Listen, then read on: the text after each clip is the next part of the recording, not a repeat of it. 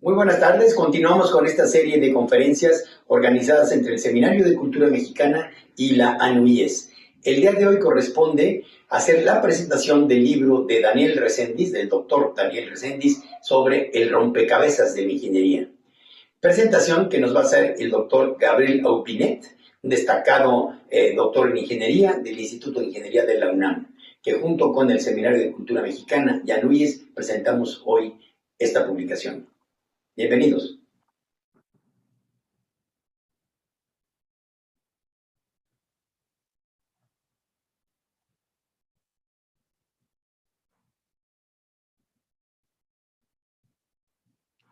Muy buenas tardes. Pues nuevamente estamos aquí para participar en estos días de la ciencia y tecnología de la ANUYES. Y nuevamente para mí es un honor representar al Seminario de Cultura Mexicana, una institución de mucha tradición desde 1942, que reúne destacados intelectuales, científicos, artistas, escritores, etc. Bien, entonces en este caso me corresponde dar la tercera conferencia del programa que estaba previsto, que incluía cómo se forma el ingeniero, eso fue el 8 de febrero, la función social del ingeniero, el 11 de febrero, y ahora vamos a hablar del rompecabezas de la ingeniería, que es un libro del doctor Daniel Reséndiz. Entonces, esta conferencia se refiere a comentarios al libro El rompecabezas de la ingeniería, que tiene como subtítulo ¿Por qué y cómo se transforma el mundo? Aquí está la portada de este libro del doctor Daniel Reséndiz.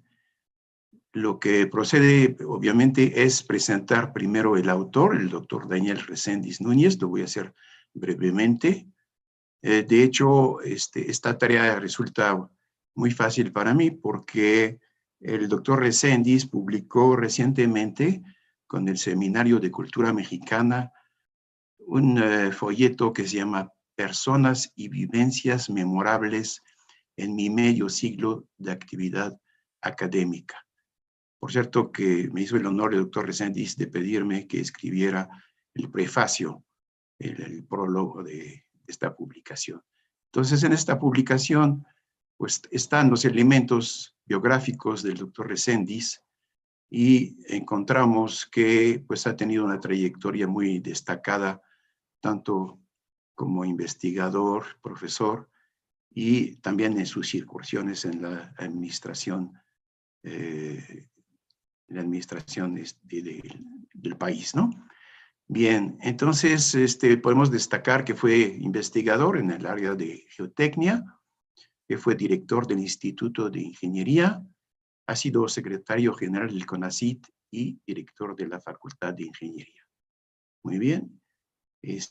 Por otra parte, tuvo entonces algunas incursiones en la administración, como subdirector técnico de la Comisión Federal de Electricidad, subdirector técnico de la Comisión Nacional del Agua y subsecretario de Educación Superior e Investigación Científica de la Secretaría de Educación Pública.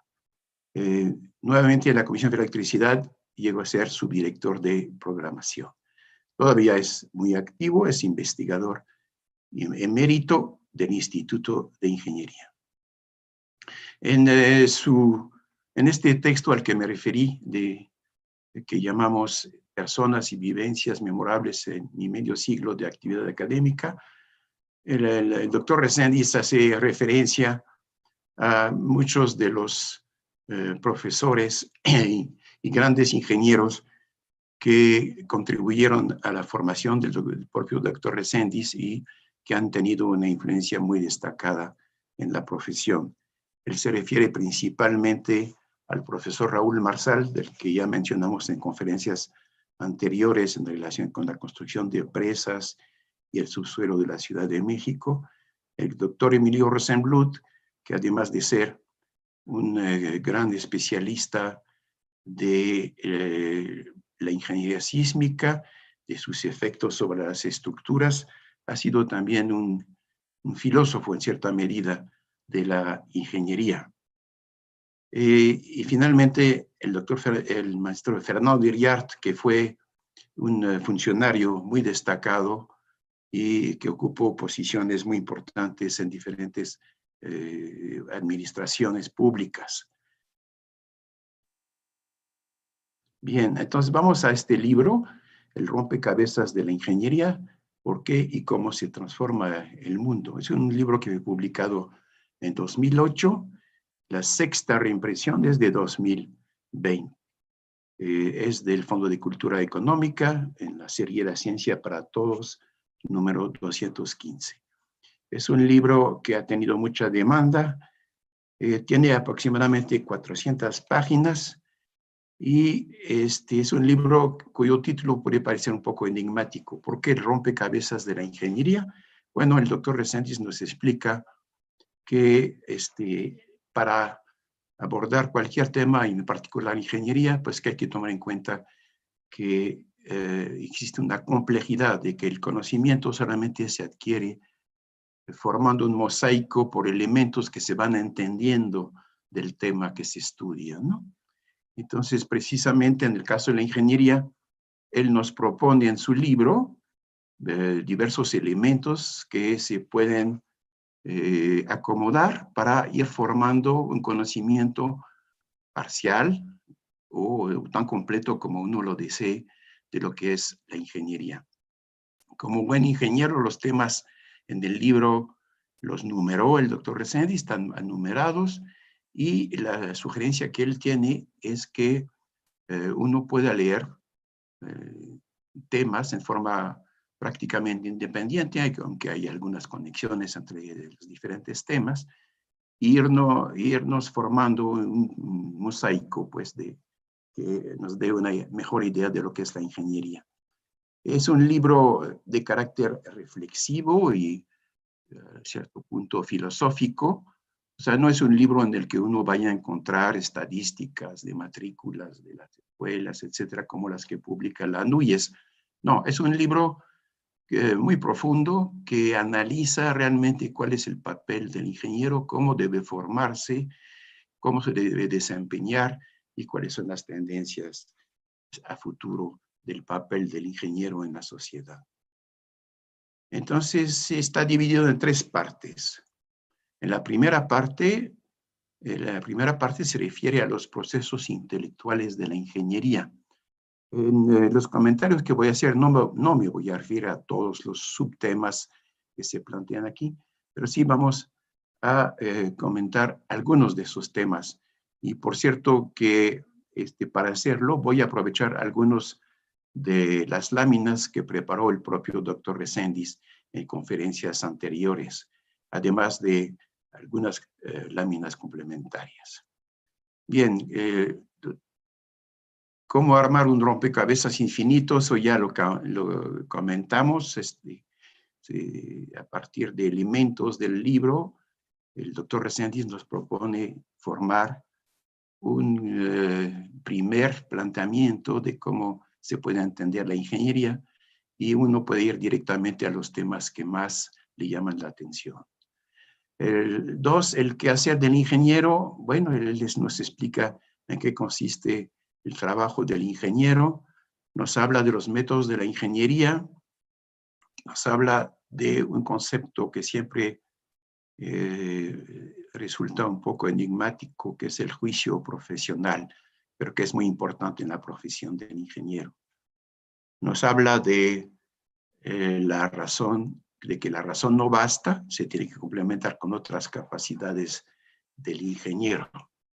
Y nos habla de la formación de ingeniero, tema que ya tratamos en la primera conferencia de esta serie de 3, pero en este inciso 6 se da una visión bastante analítica y filosófica de lo que debe ser la formación del ingeniero. Correcto. Entonces empezamos con algunas de las ideas que se presentan de forma reiterada en el libro, que creo que son de las más importantes. Habla, por ejemplo, de los procesos intelectuales de la ingeniería, que son los que se tienen que aprender en el proceso de formación, Y entonces hace una analogía muy interesante entre lo que es la medicina y lo que es la ingeniería. Esas dos ramas de las profesiones tienen puntos en común. De hecho, los procesos son bastante análogos. Para empezar, tratan en los dos casos con sistemas que generalmente naturales, o en cierta medida también artificiales, pero muy complejos, es decir, que son sistemas, obviamente el cuerpo humano es uno, pero también la naturaleza con la que tiene que tratar el ingeniero, pues es muy compleja, ¿no? Entonces, eso es una primera analogía. Pero también el doctor Reséndiz observa que en los dos casos se parte de un estado insatisfactorio de salud, en el caso de la medicina, o de condiciones materiales en ingeniería. Es decir, que en ingeniería nos plantean un problema, o la naturaleza nos plantea un problema, la estabilidad de un talud, etcétera, y esta situación no es satisfactoria y se tiene que identificar las causas, que es el segundo paso. Es decir, que se tiene que establecer un diagnóstico en los dos casos, en la medicina y la ingeniería. Y ya que se haya llegado a un entendimiento razonable del problema, pues se tienen que concebir y especificar soluciones, ¿no? En el caso de la medicina, pues se da una prescripción que deberá contribuir a mejorar el estado de salud del paciente. Y en el caso de la ingeniería, el ingeniero entrega un diseño de la solución que él considera que se puede dar al problema planteado, ¿no? La analogía realmente sí es muy grande, inclusive en este último punto, el doctor Reséndiz comenta sobre el peligro de dar soluciones que a veces son satisfactorias, ¿no? Es decir, que para dar soluciones satisfactorias hay que realmente ir al fondo del problema y son peligrosas las soluciones superficiales. En el caso de la medicina, dar simplemente analgésicos, ¿verdad? Pues no es dar una solución satisfactoria al problema de salud. Y en el caso de la ingeniería también tenemos soluciones así equivalentes, resanar las construcciones dañadas por sismo o usar las que a veces llamamos irónicamente las pinturas antisísmicas, pues tampoco es satisfactorio. O sea, sí existe un paralelo bastante estrecho entre las dos especialidades, aunque también hay diferencias. Por ejemplo, el doctor Reséndiz menciona que la población en general está más, conoce más el proceso que sigue el médico, porque lo vive directamente, que los procesos que sigue el ingeniero, que para el público en general realmente no son conocidos, ¿no? Bien, entonces ya vimos que un paso importante en la ingeniería es el diagnóstico, similar al que hace el médico. ¿Y en qué consiste? Bueno, pues eso lo analiza con bastante detalle el doctor Reséndiz y nos señala que primero se hace una conjetura acerca de la naturaleza del problema y luego se valida esta inferencia, ¿no? Entonces hay una primera etapa realmente cualitativa, se elige una teoría general que puede explicar el problema y una segunda etapa cuantitativa que consiste en verificar si la teoría general predice lo observado en el caso específico. Si el resultado es satisfactorio, se acepta el diagnóstico, si no, se repite el ciclo. Entonces, para poder llevar a cabo este establecimiento del diagnóstico, la primera se tiene que hacer por abducción, es decir, que hice una inferencia tentativa para atribuir el problema, relacionar el problema con cierto marco teórico general. La segunda etapa sí se tiene que hacer por deducción, es un razonamiento ya más riguroso.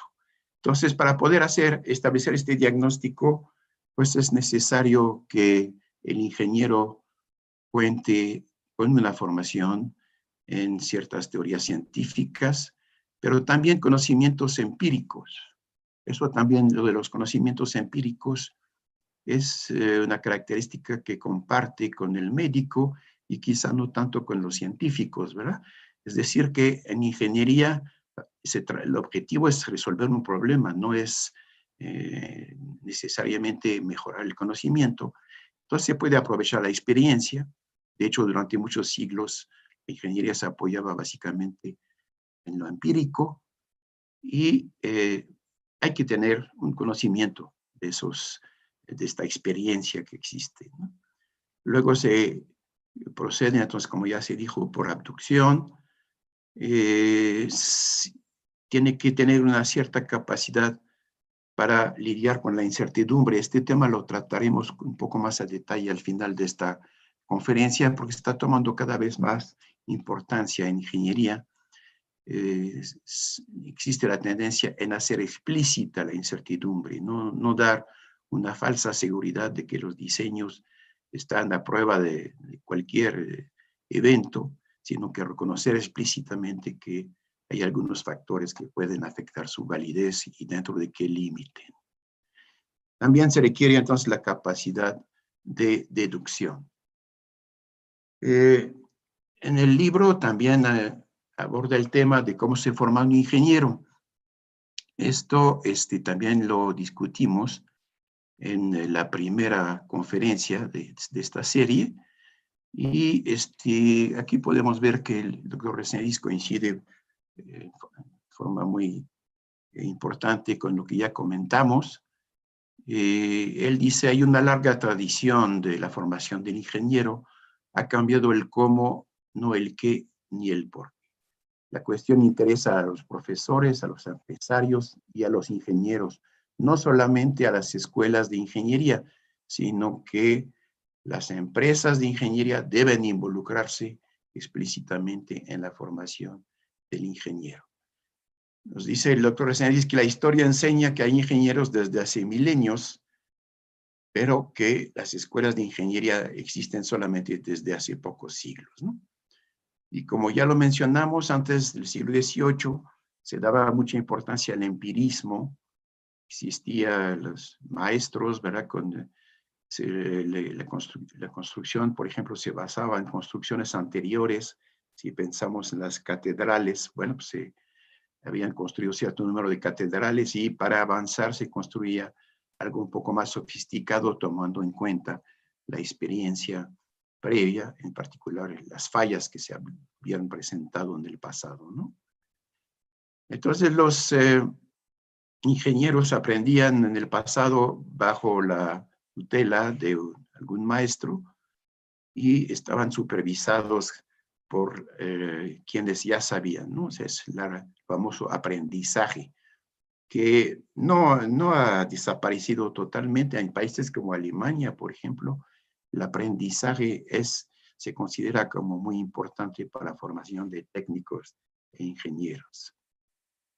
En la escuela, ya discutimos también en conferencia anterior la problemática de los planos de estudio y aquí en su presentación del doctor Reséndiz nos señala que la escuela aporta conocimientos, comprensión y capacidad para usar las ciencias básicas y sus métodos, ¿no?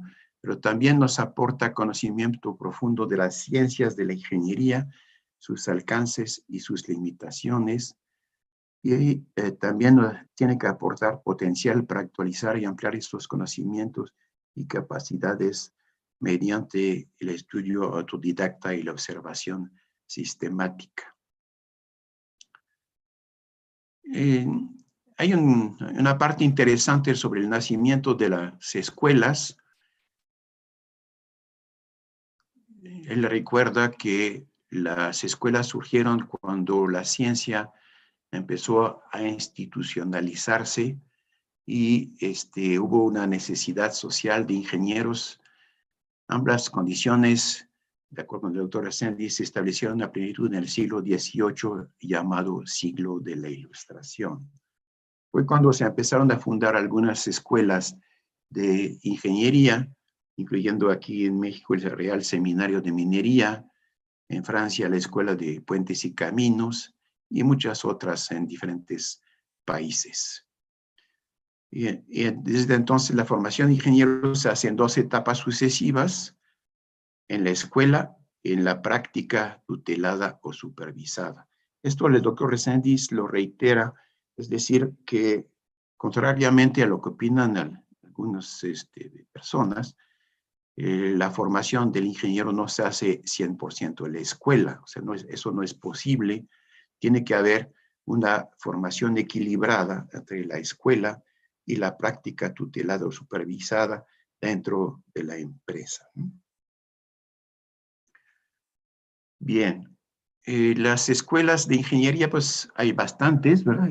Las ANUYES tienen las estadísticas del número grande de escuelas que existen de ingeniería que existen en México. De hecho, México es un país que produce un número respetable de ingenieros. Creo que está en los 10 primeros países en el mundo que producen ingenieros, aunque aparentemente existe una demanda todavía insatisfecha, ¿no? Ahora, hay escuelas y escuelas, y eso el doctor Reséndiz lo señala claramente.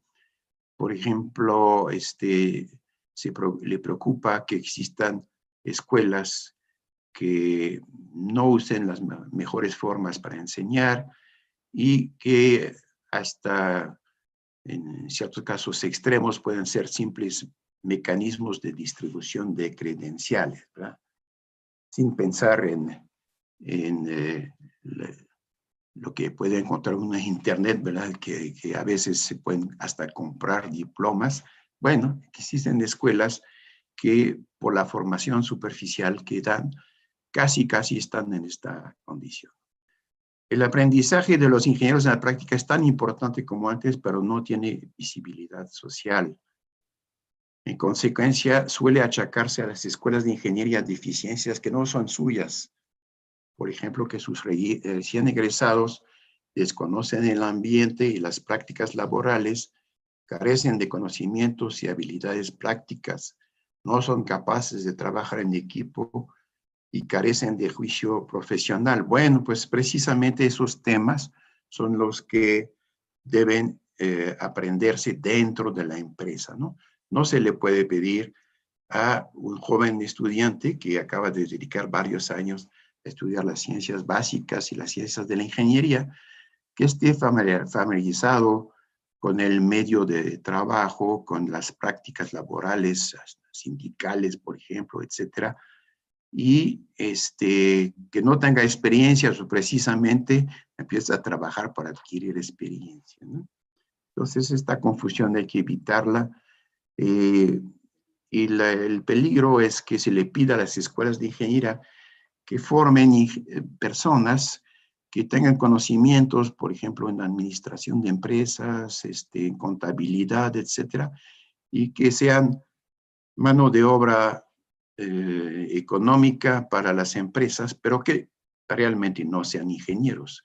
Eso es comprometer el futuro de esos jóvenes y tampoco corresponde al interés bien entendido de las empresas.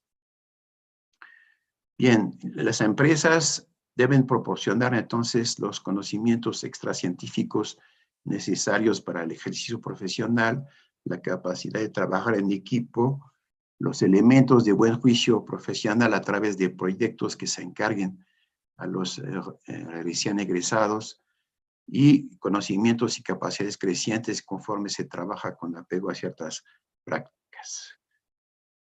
Muy bien, un punto que discute en el libro con bastante detalle es qué es el buen juicio. Es decir, que en un contexto donde existe mucha incertidumbre, es común decir, bueno, pues vamos a recurrir a alguien con experiencia y que nos diga con base en su juicio ingenieril qué es lo que conviene hacer, qué solución se le tiene que dar a tal o tal problema, ¿no? ¿Es el buen juicio? Bueno, de acuerdo con Locke de 1689, es la capacidad de asumir como verdadera o falsa una aseveración, aún sin tener a mano una prueba fehaciente. no es un don natural, es el producto de un esfuerzo intelectual expreso, es decir, proviene de la acumulación y la filtración de conocimiento, de la reflexión también, ¿no? Si se adquiere usando reiteradamente el conocimiento científico para hacer predicciones y luego compararlas con mediciones. Esto que en geotecnia lo llamamos el enfoque observacional es muy importante. Es decir, que el juicio del ingeniero se va formando a base de observar las obras que él mismo haya realizado o que sus colegas hayan realizado y observar los resultados de las mediciones que se hayan realizado y de ahí sacar las conclusiones en cuanto a la validez del procedimiento que se usó en el diseño y pensar que en el uso de esas conclusiones para obras futuras, ¿no?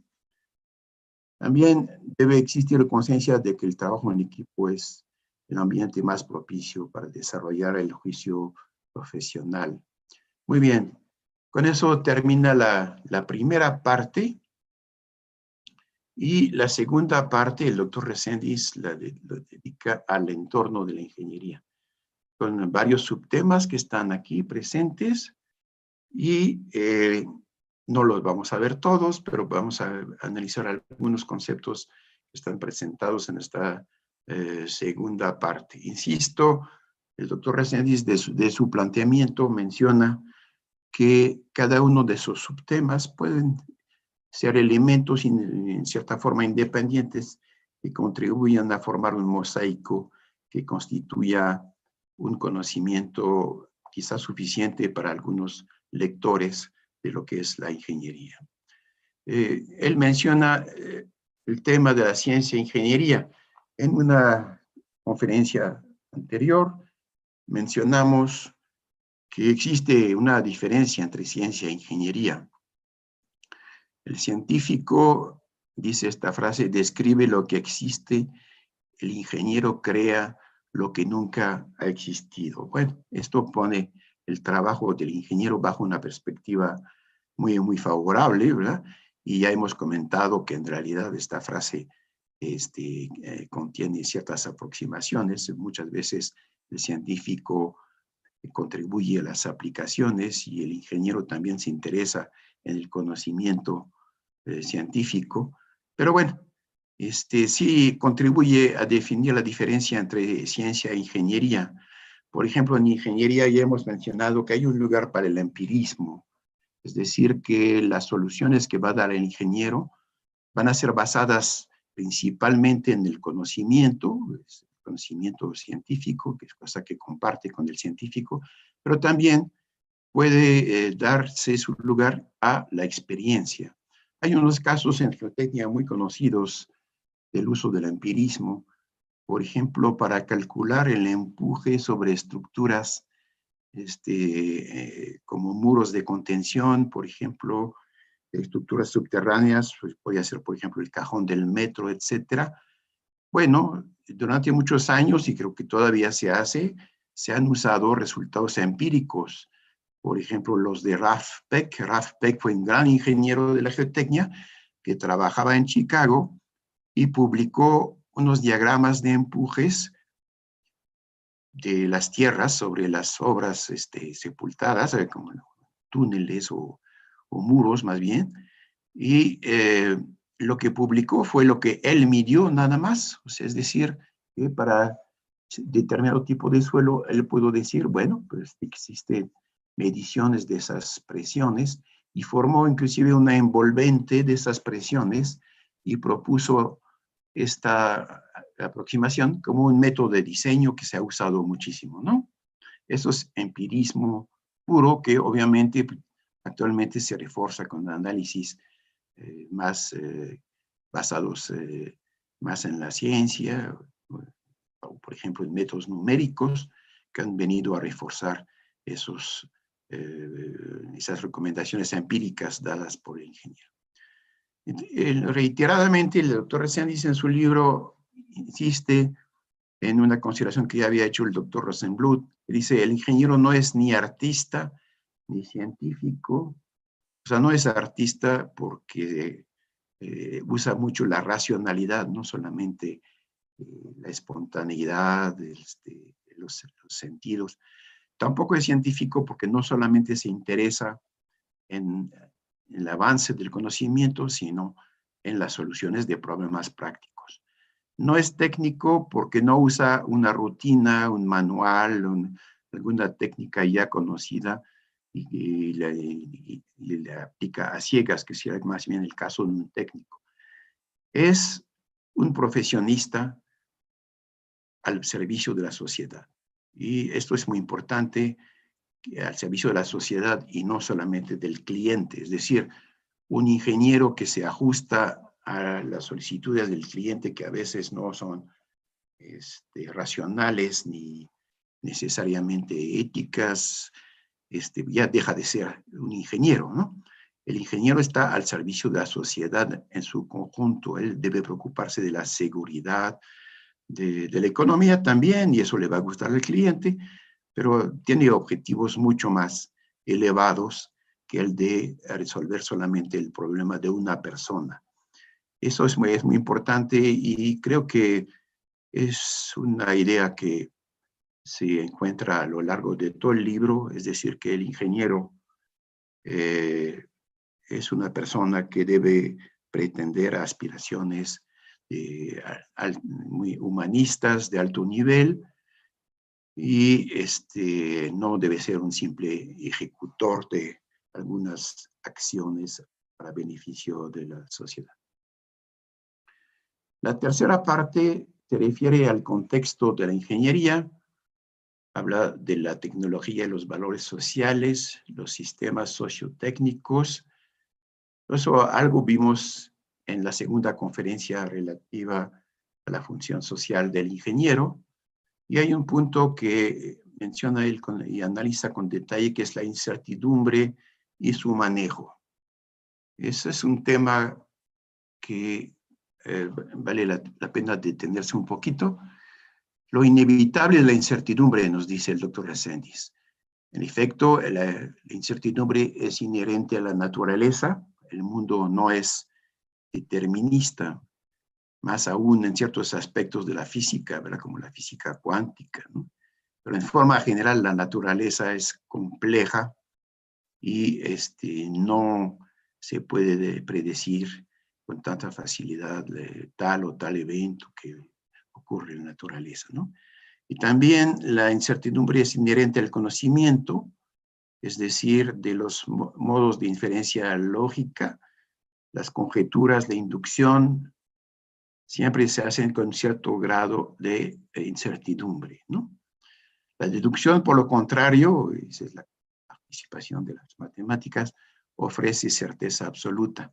Entonces vemos que el ingeniero maneja a la vez modos de inferencia que son inciertos y también las matemáticas para la deducción con el rigor matemático. Muy bien. También la incertidumbre surge de la diferencia entre el conocimiento universal y personal, que son ambos imperfectos. Entonces, una consecuencia para el ingeniero es que tiene que tomar decisiones pese a las grandes incertidumbres y debe ponderar información y métodos diversos, debe reconocer y manejar racionalmente la incertidumbre y su principal herramienta es lo que hemos mencionado, su buen juicio profesional. Entonces, esto de la presencia de la incertidumbre en la ingeniería ha tenido un cierto auge en los últimos decenios y especialmente en México, ¿no? Inclusive en diferentes instituciones aquí en México o en otros países ya se dan clases formales de cómo manejar la incertidumbre, que por cierto es el título de uno de los libros del doctor Rosenbluth. Algunos de los defensores de las técnicas para tomar en cuenta la incertidumbre dicen, ya es hora de dejar de equivocarnos con precisión y empezar a tener vagamente razón. Esta frase es un poquito provocativa, pero sí es cierto que a veces, por falta de conciencia del problema de la incertidumbre, se presentan resultados de cálculos, por ejemplo, de ingeniería, con una precisión totalmente ilusoria, ¿no? Esa es una cosa con la que tenemos que luchar a veces con los estudiantes, que nos presentan resultados de sus cálculos con 3, 4, hasta 5 decimales, porque la computadora arrojó cifras que en realidad no tienen no son cifras significativas. Por ejemplo, en mecánica de suelos, pues con una decimal o 2 decimales, generalmente tenemos más que suficiente. A veces basta con tener el orden de magnitud para poder tomar decisiones, que el caso de la permeabilidad, por ejemplo, que tiene variaciones logarítmicas impresionantes, ¿no? Entonces, dejar de equivocarnos con precisión, no engañarnos con la precisión utópica que pueden tener algunos de los cálculos y empezar a tener vagamente razón, es decir, tomar en cuenta explícitamente la incertidumbre y definir resultados dentro de un cierto intervalo en el que podamos garantizar que la solución correcta se encuentra con una probabilidad suficientemente alta, ¿no? Esa es la filosofía de las técnicas que se están enseñando actualmente para tomar en cuenta la incertidumbre. En mi caso personal, por ejemplo, estoy dando un curso en la división de posgrado de ingeniería que se llama Evaluación de Riesgos y Confiabilidad en Geotecnia. Es decir, cómo tomar en cuenta la incertidumbre explícitamente en la geotecnia. Quisiera dar simplemente un pequeño ejemplo. Aquí tenemos unos cortes del subsuelo en una parte del Valle de México, ¿verdad? Entonces, ¿en qué representan esas gráficas? Bueno, aquí se representan los resultados. Es un corte estratigráfico, es decir, corte hasta cierta profundidad. Aquí está la profundidad, que puede ir a, por ejemplo, 50 metros, y esa es una distancia horizontal, ¿no? Bien, entonces, generalmente para conocer el suelo se realizan sondeos como este, ¿no? Y se obtiene cierto parámetro que puede ser el contenido de agua, la resistencia, muchos parámetros que permiten hacer una caracterización del subsuelo. Pero eso lo tenemos y lo podemos hacer solamente en un número limitado de sondeos. Por ejemplo, en esta gráfica tenemos 2 sondeos, ¿no? Bien. Entonces, uno puede decir, bueno, aquí saben qué hay, ¿no? Qué tipo de suelo tienen, pero en el resto de la masa de suelo, pues existe una incertidumbre considerable asociada a la naturaleza muy heterogénea del terreno, ¿no? Muy bien. Bueno, pues últimamente existen técnicas que permiten interpolar entre los sondeos, es decir, ver qué estratos nos va señalando los sondeos y cómo hacer una estimación de cómo varían las propiedades en el espacio. Eso se llama geoestadística, es una forma de manejar la incertidumbre respecto a la variación espacial de las propiedades de los suelos. Esto se está aplicando, de hecho en el caso del Valle de México existen cortes transversales en muchas partes de la ciudad para diferentes proyectos importantes y se hace usando esta técnica de geoestadística y un método que se llama de Kriging. Kriging es un nombre feo que quiere decir simplemente estimación lineal basada en la correlación espacial que se detecta entre los diferentes sondeos. Muy bien, entonces, con base en esta técnica se pueden estimar cómo están los estratos, dónde están los mayores, en este caso es el contenido de agua, dónde están los estratos con mayor contenido de agua y cómo varían en el espacio, ¿no? Esa es la técnica de estimación geoestadística. Pero vemos que la geoestadística nos da también, y nos pasamos a la gráfica de abajo, una estimación, ahora sí, del error de la evaluación que hacemos. O sea, esta gráfica, pues, Cuando coincide con los sondeos, pues es 100% confiable, pero tan pronto nos alejamos de ella, pues se va perdiendo la confiabilidad, es decir, los resultados cada vez son más dudosos, ¿no?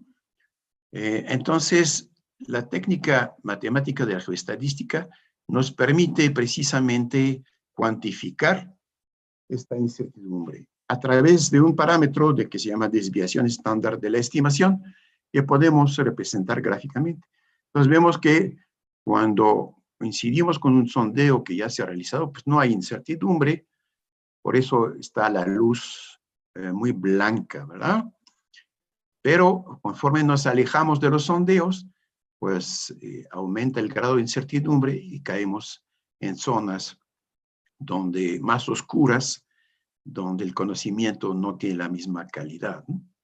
Al volvernos a acercar a un sondeo, nuevamente la luz es más clara, ¿no? Y si nos alejamos y vamos hacia zonas donde se hicieron sondeos muy cortos, pues nuevamente tenemos una zona de incertidumbre. Entonces, esto es un ejemplo de cómo en la ingeniería moderna se va tomando en cuenta explícitamente la incertidumbre. Esas gráficas tienen su utilidad, en este caso particular, por ejemplo, esta zona de incertidumbre, pues nos marca precisamente el lugar donde convendría tener un sondeo adicional. Y aquí es lo que se hace en la segunda parte, la parte de la derecha de la gráfica, donde vemos que se ha realizado un sondeo adicional, es el sondeo central.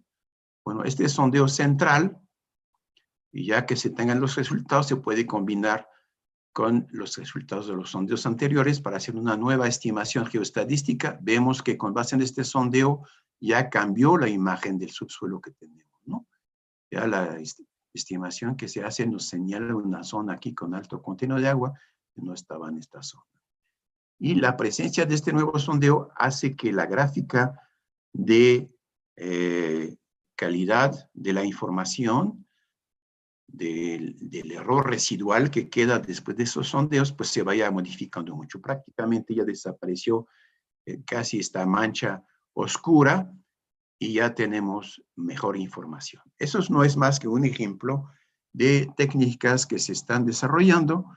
Otra sería el método del elemento finito estocástico. Estocástico es sinónimo de aleatorio.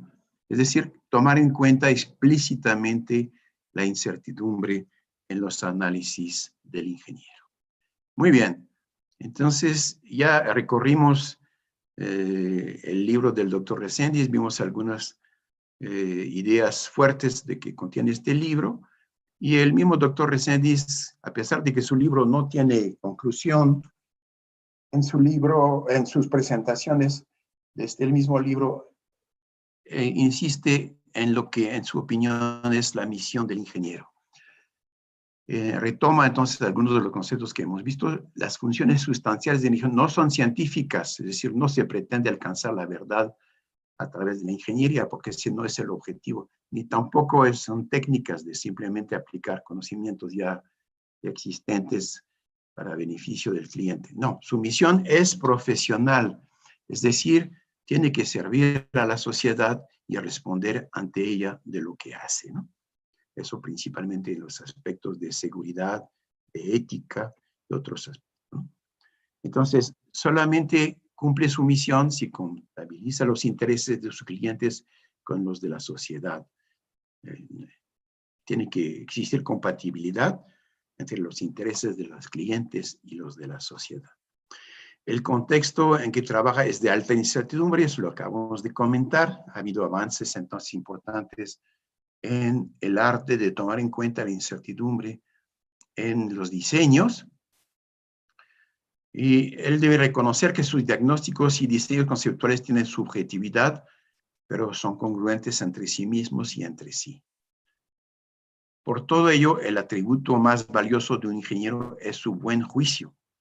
El juicio ingenieril es fundamental, pero ya hemos visto que se forma no solamente a través de la formación básica y técnica que recibe en la escuela, sino a través de los proyectos que se van desarrollando. Y eso es muy variable de una especialidad a otra. Por ejemplo, Si comparamos un ingeniero estructural, bueno, quizá pueda calcular una trave, ¿verdad?, saliendo de la escuela, porque eso ya se lo enseñaron, y pues es aplicar una metodología más o menos bien establecida. En el caso de la geotecnia, es decir, el estudio de los suelos, de los problemas de mecánica de suelos, generalmente se requiere una experiencia bastante mayor, porque los problemas son más complejos, hay que tener sensibilidad a aspectos que no necesariamente se enseñan en la escuela, y se tarda, un ingeniero de geotecnia generalmente tarda un poco más en desarrollar su juicio ingenieril. Bien, todo esto el joven ingeniero lo constatará él mismo en la práctica, pero es mejor que la escuela lo advierta de que será un ingeniero cuando haya pasado las 2 etapas de su formación. Es decir, no porque se le entregó un diploma en una ceremonia emotiva, ¿verdad?, de graduación, ya debe considerarse como ingeniero. No, al salir de la escuela con su diploma, empieza la segunda etapa de su formación, que va a ser rozarse con problemas prácticos y aprender de sus colegas para ir formando su juicio ingenieril. Sin embargo, también debe tomar en cuenta que lo que enseña la escuela es indispensable para aprender en la práctica. El doctor Díaz de Cosillo preguntaba, ¿uno puede aprender a ser ingeniero solamente en la práctica? La respuesta debería ser categóricamente de no. Si uno no ha hecho el esfuerzo de pasar por las matemáticas, la mecánica del medio continuo y otras ramas de las ingenierías básicas, entonces definitivamente va a ser muy difícil que desarrolle la habilidad de ingeniero, ¿no? Muy bien, entonces esto presenta solamente algunos aspectos del libro del doctor Reséndiz. Es un libro extenso, ya les mencioné, como cerca de 400 páginas, que cubre muchísimos temas y es una obra de referencia para todas las inquietudes que pueda tener un lector que se interese en la ingeniería. Debo señalar también que el doctor Reséndiz publicó recientemente, con el Seminario de Cultura Mexicana, otra publicación que también llama mucho la atención. Es la ingeniería y su función social, que parece ser un subtema del libro anterior, pues sí, pero en este folleto aborda temas adicionales muy interesantes. Quizá uno de los que más llama la atención es el de la pregunta que se indica aquí: ¿puede asociarse un valor económico a la vida humana? Bueno, la respuesta que propone el doctor Reséndiz, la respuesta es que sí, dependiendo de las circunstancias, sí se puede asociar un valor económico a la vida humana, y este valor económico se tiene que tomar en cuenta en el diseño ingenieril. Entonces, una recomendación de que además del libro que hemos venido comentando, también puedan leer esta obra un poco más corta, pero que aborda temas trascendentales. Perfecto, con eso terminamos las 3 conferencias que teníamos programadas del cómo se forma el ingeniero, la función social del ingeniero y el rompecabezas de la ingeniería. Son temas muy amplios, seguramente en estas conferencias me he quedado corto respecto a varios temas, pero precisamente para eso está en particular el libro del doctor Reséndiz y otros libros sobre el mismo tema, y les recomiendo que se sigan interesando en la ingeniería, especialmente los jóvenes que tienen interés en estudiar esta rama, que pasen primero por la lectura de los libros que hemos venido comentando en esta última conferencia. Un agradecimiento nuevamente al doctor Daniel Reséndiz, que pues es el autor de este libro y el inspirador de todas esas reflexiones, y que ha sido mi tutor a lo largo de toda mi carrera en el Instituto de Ingeniería, al Seminario de Cultura Mexicana y al Instituto de Ingeniería de la UNAM.